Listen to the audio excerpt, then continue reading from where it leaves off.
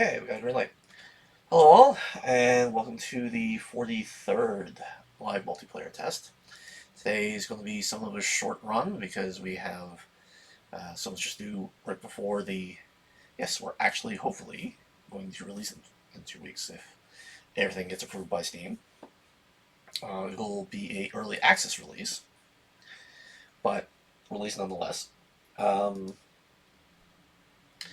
So today will be mostly what I mentioned about Node and some other minor updates, and you'll probably see much more major updates when we actually have them. Mostly, we've been doing a lot of polished stuff, so it's hard to sit there and go, okay, it's this, versus grandiose things. And like anything else during game development, you find bugs right before the demo. So we'll see what we can actually see in the game.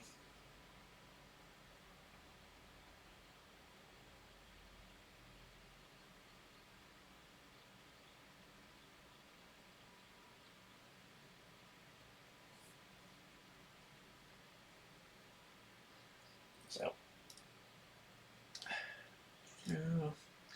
all right, host is up.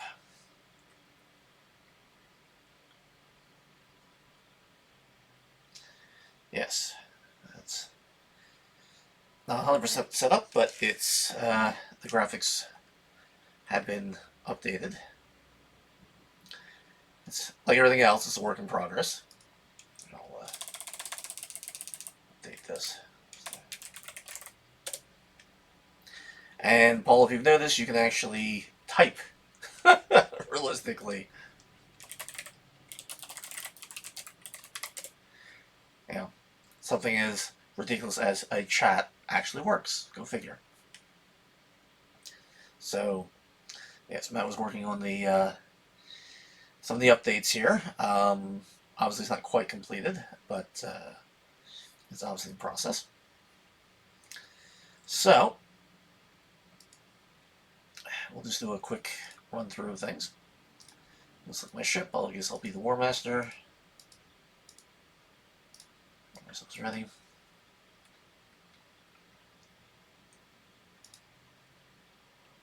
Okay. Of course it is.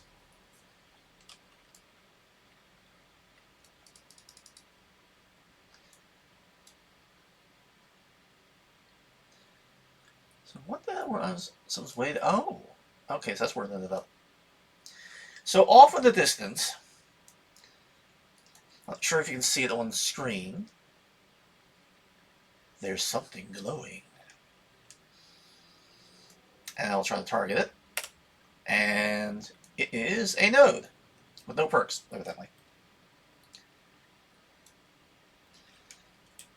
So it's one of the main things that was added into the system is the ability to have places where you can actually are limited where you can actually draw ore from. So you can see how much ore is up there. Let me cursor up there. So the ore, distance, that kind of thing. And the other interesting thing is the see how the speed indicator on the left here? That's what we refer to as the joust indicator. So if you overdo it, it means that you're going to overshoot what you have targeted. It's not exactly precise. I gotta update the equation, but you get the idea.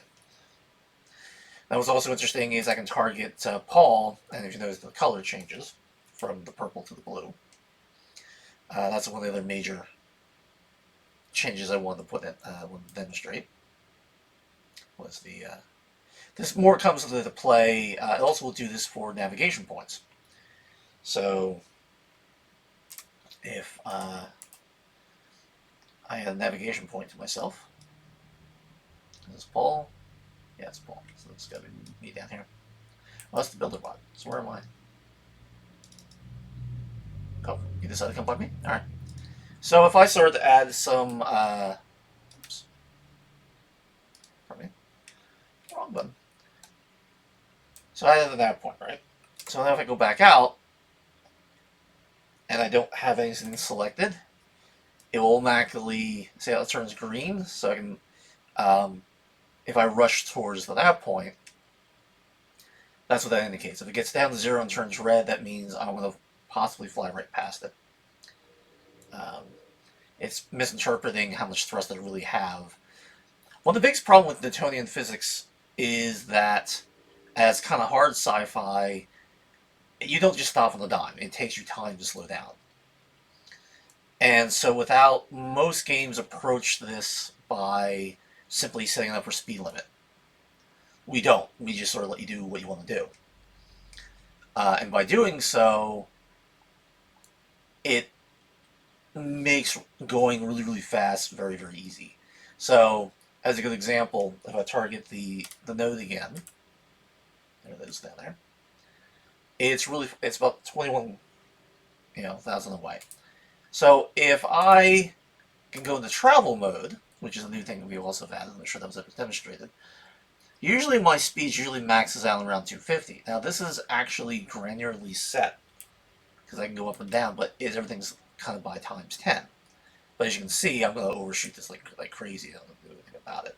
Fortunately, crashing to the ground doesn't do anything to me yet.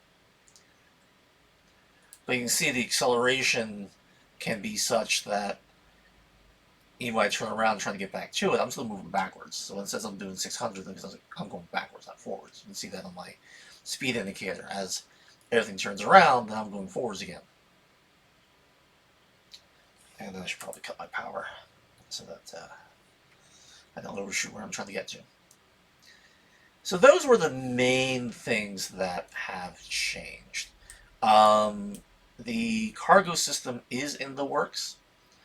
I was hoping to get it done by today, and while it is in a code, it's not really fully tested.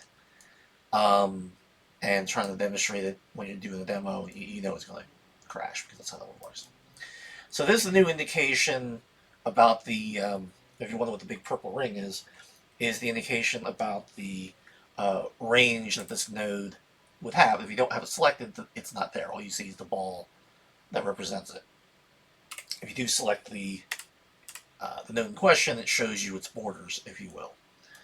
And so right now we're using this nice gradient circle, if you will, to demonstrate that, and it comes out pretty well in the terrain. Nothing's committed about the look and stuff like that. This is sort of just a start point until we get feedback and that kind of thing, but I think it came out pretty nice. And if you really want to get super technical, the node itself, whether it's selected or not, has a glow about it, if you will. So you can kind of see that glow in the terrain, as you can see here. Just as a nice little thing. And right now it is virtual, so it's meant to be. I mean, it's basically representing what's in the ground, which is something else. So again, if I select the thing, you can see it's... The idea is that if you try to do a mine outside of this border, if you will, the mine itself won't pull any ore. And the ore that's available within this area, in this case is 32,664. If it runs out, then that's it. The idea is that the game is going to have a finite amount of ore in each node. So you have to go find other new nodes. Now, if you notice up there it says node perk, no perk.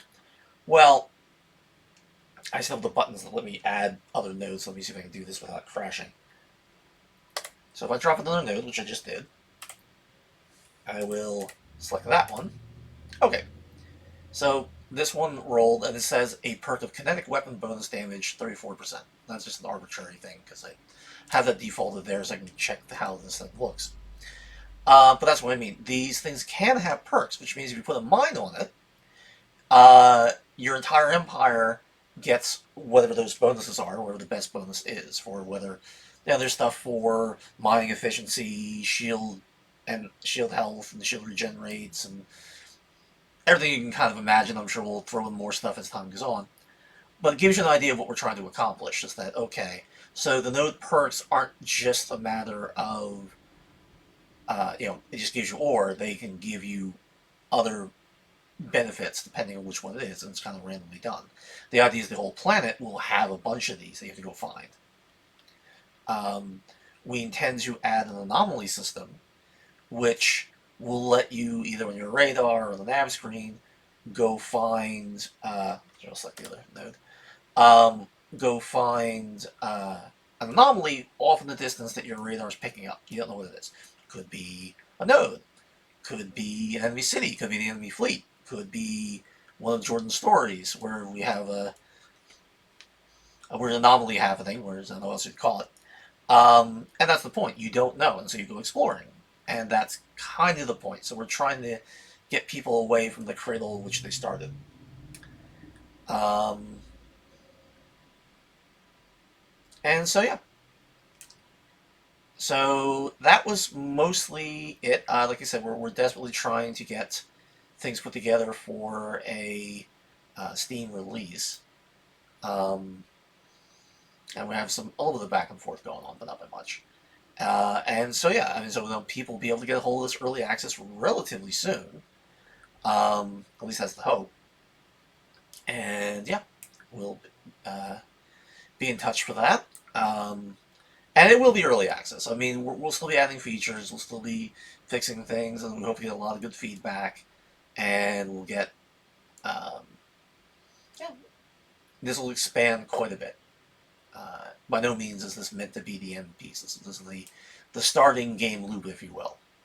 And as we add more stuff, of course, the game will get that much more interesting.